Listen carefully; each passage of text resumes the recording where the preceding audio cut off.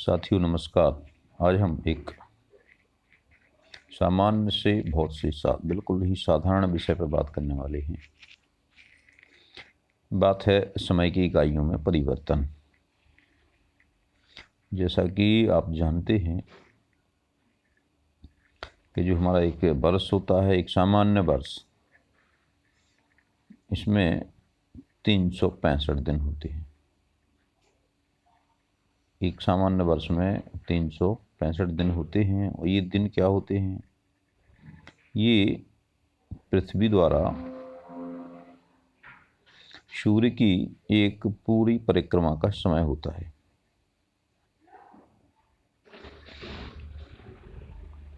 और ये एक्चुअल में 365 दिन और 6 घंटे होता है। यानी ये 365 से ही 1/4 दिन होता है एक्चुअल में। तो हम गणना की दृष्टि से, यानी गणना में सरलता की दृष्टि से, इस 1/4 को पहले 3 वर्षों में छोड़ देते हैं। तो लास्ट में जब चौथी साल आती है तो ये 1/4 के जो 4 हिस्से हैं, यानी 6 घंटे के जो 4 हिस्से हैं, वो पूरा एक दिन में बदल जाता है। यानी जो लीप ईयर होता है वो 366 दिन होता है। जिसे हम लीप ईयर कहते हैं, उसमें एक दिन अधिक हो जाता है। अब वो हम अधिक नहीं करते हैं, वो क्या करते हैं, हमने जो रोज 6 घंटे यानी 1/4 दिन छोड़ा है, उसको हम चौथे साल इकट्ठा एक दिन जोड़ के रख देते हैं। इस तरह से ये लीप ईयर 366 दिन का हो जाता है। अब हम ये कैसे ज्ञात करें कि ये कौन सा ईयर लीप ईयर होगा? तो इसके लिए कुछ दिशा निर्देश हैं। हम 4 का भाग देंगे सन में, और जिसमें 4 का भाग जाता है वो लीप ईयर होगी। जैसे हम देखें 2001 लीप ईयर है या नहीं है, तो निश्चित है ये लीप ईयर नहीं होगी, क्योंकि इसमें 4 का भाग नहीं जाएगा। 4 पंचे 20, और ये 500 बार भाग जाता है, एक उसमें शेष बचता है, तो यानी इससे लीप ईयर नहीं होगा। अब हम कोई और ईयर लें, कोई और वर्ष ले लें।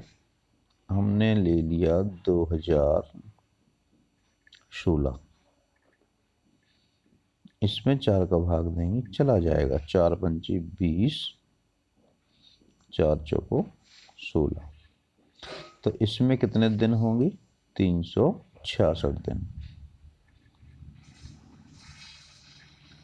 इस तरह से जिसमें 4 का भाग चला जाए उसमें हम 366 दिन रखते हैं। ये सामान्य सी गणना है।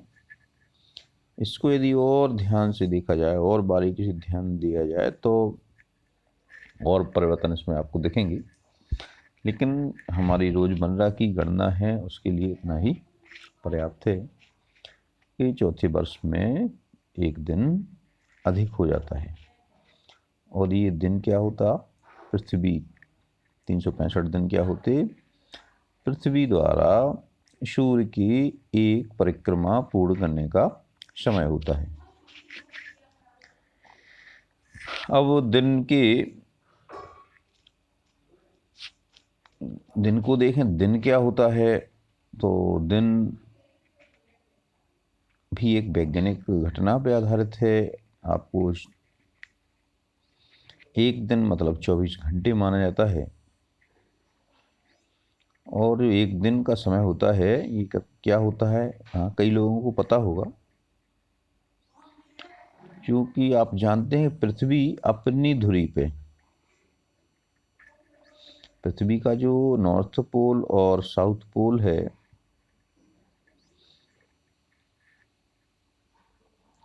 नॉर्थ पोल को साउथ पोल से सीधे मिला दें अगर, तो ये उस पृथ्वी की अक्ष या धुरी होती है। इस धुरी पर पृथ्वी चक्कर लगाती है रोज, और इसके चक्कर लगाने से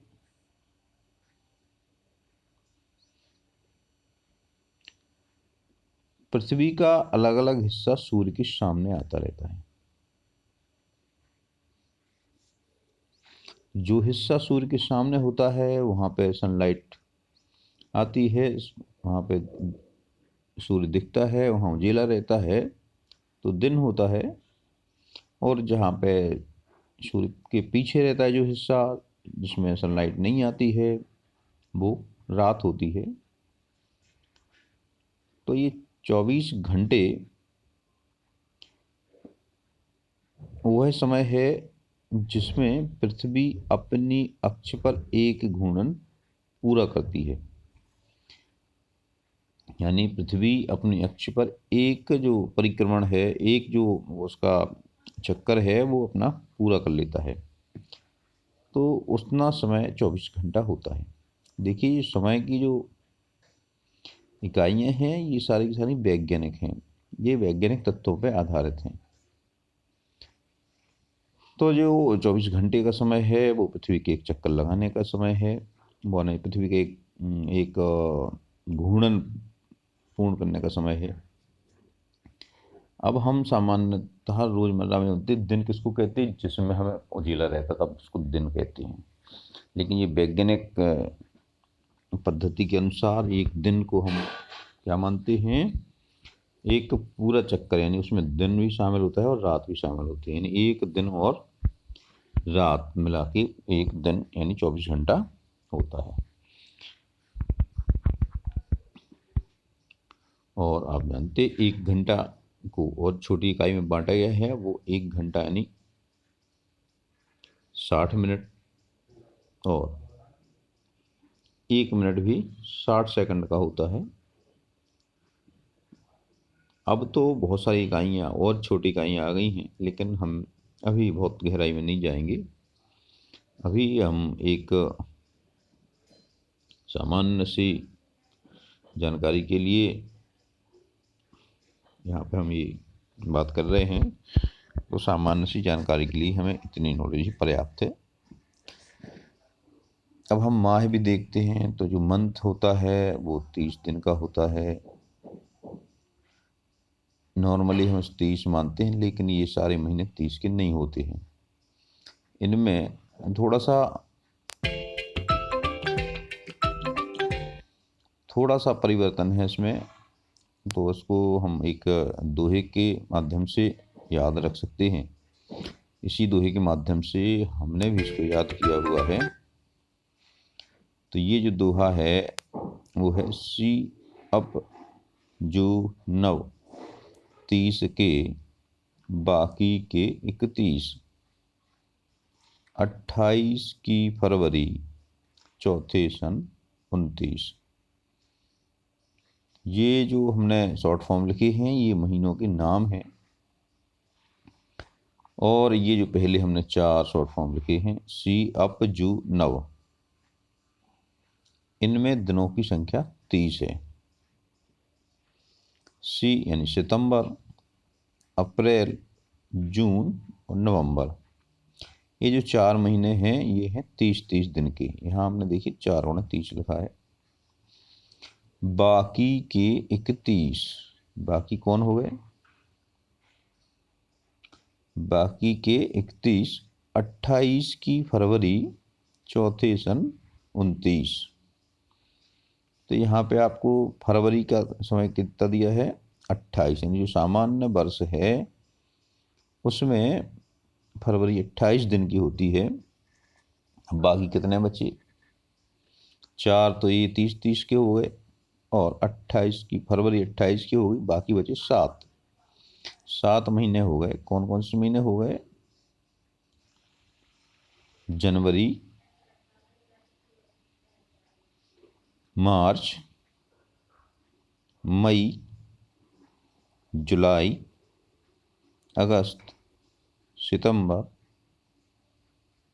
अगस्त के बाद अक्टूबर और दिसंबर। इस तरह से कुल 7 महीने हो गए, वो 31 दिन के होंगे। इस तरह से कुल कितने दिन हो गए? 30 चौके 120 और 31 गुणा 7 करिए तो 7 एकम 7 और 7 21 यानी 217 दिन और फरवरी के 28 दिन। इन सबको जोड़ते हैं तो ये हो जाते हैं 365 दिन। 8 और 7 15, 2 2 4 1 5 1 6 और 2 1 3, 365 दिन। तो इस सामान्य वर्ष के 365 दिन इस तरह होते हैं। इस दोहे को आप याद कर लीजिएगा। इस तरह से कुल 12 माह हैं और जो सामान्य वर्ष है उसमें 365 दिन हैं। यदि हम इसको सप्ताह में बदलें तो सप्ताह में कितने दिन होते हैं? 7 दिन होते हैं, आप जानते ही होंगे। रविवार, सोमवार, मंगलवार, बुधवार, गुरुवार, शुक्रवार और शनिवार। तो यदि हम एक वर्ष में सप्ताह की गणना करें तो कितने होंगे? 365/7 यानी कितने सप्ताह हो जाएंगे? 7 का भाग देंगे तो जाएगा 7 पन्ना 35 और 7 दूनी 14 और एक शेष बचा तो एक दिन बचेगा। 52 सप्ताह हो जाएंगे और एक दिन बचेगा। यदि लीप ईयर है, लीप वर्ष है, तो इसमें 366 में 7 का भाग देंगे तो ये हो जाएगा 7 पन्ना 35, 7 दूनी 14 और शेष बचेंगे 2। इस तरह से ये सप्ताह और वर्ष की गणना हो गई। आपको यहाँ इस दोहे में भी आपने लिख दिया। यहाँ पे ये बहुत पुराना चल रहा है, पता जिसने भी लिखा हो बहुत अच्छा लिखा है। चौथे सन 29 होते हैं तो इसीलिए वो एक बढ़ जाता है। फरवरी चौथे सन में 29 की होती है। चौथा सन आप निकाल सकते हैं। कैसे निकालेंगे? 4 का भाग दे के निकाल लेंगे। अब यहाँ बात करते हैं हम यूटिलिटी की, कैसे हम इस गणना का उपयोग दैनिक जीवन में करते हैं। हमें किसी की आयु की गणना करना होती है तो हम क्या करते हैं? बहुत कई लोगों को देखा वो एज निकालते समय काफ़ी परेशान हो जाते हैं। बिल्कुल सिंपल चीज़ है। हमें जिस तारीख को आयु ज्ञात करना है वो तारीख लिख लेना है पहली। मान लीजिए कि हमें 1 जनवरी 2021 को किसी की आयु निकालना है तो हम उसकी जन्म तिथि लेंगे। जन्म तिथि मान लीजिए 1 जनवरी 2021 है तो हम 1 जनवरी 2001 है तो हम 1 जनवरी 2021 को 1 जनवरी 2001 को पैदा हुए बच्चे की आयु निकालेंगे तो ये हम उसके नीचे लिख देंगे। जैसे सामान्य तौर पर घटाते हैं इसको घटा लेंगे। तो इसमें चूँकि आयु या जन्म तिथि में क्या चीज़ें होती है? जन्म तिथि में आपका दिन होते हैं, महीना होता है और वर्ष होता है। इसी क्रम से लिख दीजिए आप दिन, महीने और वर्ष में 1 जनवरी 2021। इसमें से घटाना है 1 जनवरी 2001। इसमें तो घट जाएगा, तीनों वर्ष भी नीचे वाला कम है, माह भी कम है और दिन भी कम है। तो इसको तो हम सीधे सीधे घटा देंगे। 1 में से 1 चला जाएगा, 0 दिन बचेंगे। 1 में से 1 माह चला जाएगा, 0 माह बचेंगे और 2021 में से 2001 घटाएंगे तो 20 वर्ष बचेंगे। तो ये तो गणना आपकी आसान हो गई। तो इसमें तो कोई दिक्कत नहीं है। आपने इसकी उम्र लिख दी 20 वर्ष 0 माह 0 दिन। अब हम थोड़ा सा रियल में देखें, थोड़ी सी चेंजिंग आएगी। यदि हम मान लें हम भारत की स्वतंत्रता की उम्र देखें, भारत का स्वतंत्रता दिवस कब मनाया जाता है? 15 अगस्त 1947 को। अब हम 1 जनवरी 2021 को भारत की स्वतंत्रता की उम्र निकालें तो कैसे निकालेंगे? देखिए अब यहाँ आप घटाने को जाएंगे, अगर हमने ये लिखी तारीख 20 जिस दिन निकालना है, ये जन्मतिथि हो गई।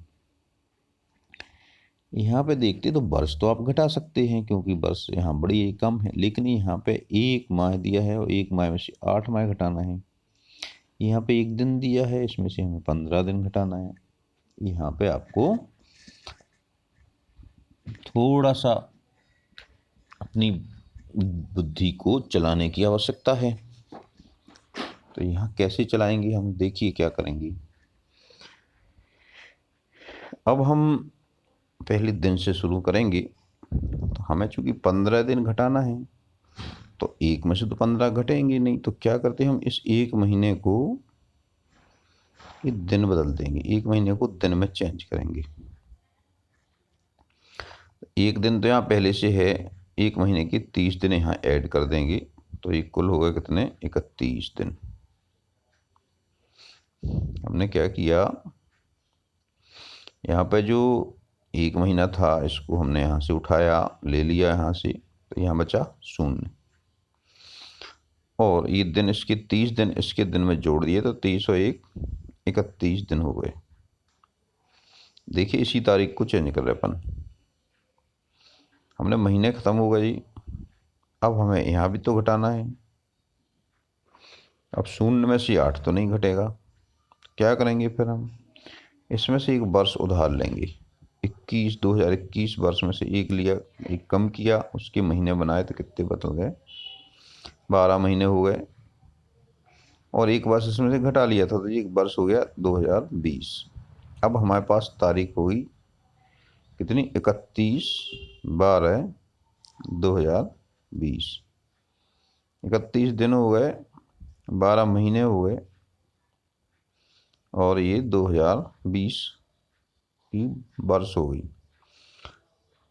अब यहाँ पे कोई 32 दिन भी कर सकते हो आप, लेकिन सामान्यतः रोजमर्रा की उस गणनाओं में हम 30 ही करते हैं।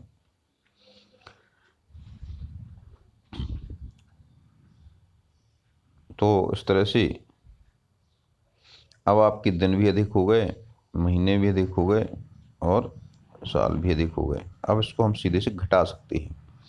31 में से 15 घटाइए तो 16 बचेंगे, 12 में से 8 घटाएंगे तो 4 बचेंगे, और 2020 में से 1947 घटाएंगे तो ये बचेंगे 73। घटाना तो आप जानते ही होंगे। देखिए 10 में से 7 गई 3, यहाँ बचेगा 1 हो गया, 11 में से 4 गई 7, फिर यहाँ बचेगा 9, 9 में से 9 गई 0, यहाँ बचेगा 1, तो ये हो गया 0। तो ये होगा 73 वर्ष 4 दिन 4 माह और 16 दिन। इस तरह से हम गणना कर सकते हैं। आइए एक और उदाहरण देखते हैं। ये है भारतीय गणतंत्र की उम्र। भारतीय गणतंत्र की उम्र हमें निकालना है। आपको पता है गणतंत्र दिवस कब मनाया जाता है, 26 जनवरी को मनाया जाता है। और आपको ये भी पता है कि संविधान लागू हुआ था 26 जनवरी 1950 को। तो भारतीय गणतंत्र की जन्मतिथि कितनी हो गई, 26 जनवरी 1950। आपको 1 जनवरी 2021 को भारतीय गणतंत्र की उम्र निकालना है, तो कैसे निकालोगे, देखें। यहाँ भी दिन, यहाँ 26 दिन है तो 1 में से 26 नहीं घटेगा। यहाँ पे 1 महीना है तो ये भी नहीं घटेगा। इसलिए क्या करना होगा हमें, पहले आप दिन में 30 जोड़ेंगे, 1 महीने यहाँ का ख़त्म करेंगे, तो ये हो गया 31 दिन। अब महीने भी चाहिए तो हम इस वर्ष में से एक वर्ष निकाल लेंगे, तो ये कुल हो गया 12 माह। और यहाँ पे एक वर्ष कम किया तो 2020 हो गया। अब इसमें से सीधे घटा देंगे। 31 में से 26 चले गए, 5 बचे, 12 में से 1 गया, 11 बचे, और 2020 में से 1950 गए तो ये बचेंगे 12 में से 5 गए 7, और ये 19 हो जाएंगे, तो 70 वर्ष हो गए। इस तरह से ये जो भारतीय गणतंत्र की उम्र है वो हो गई 17 वर्ष 11 माह और 5 दिन। इस तरह से हम अपनी उम्र निकाल सकते हैं। किसी भी तारीख को आप निकाल सकते हैं, कोई कठिनाई नहीं जाएगी।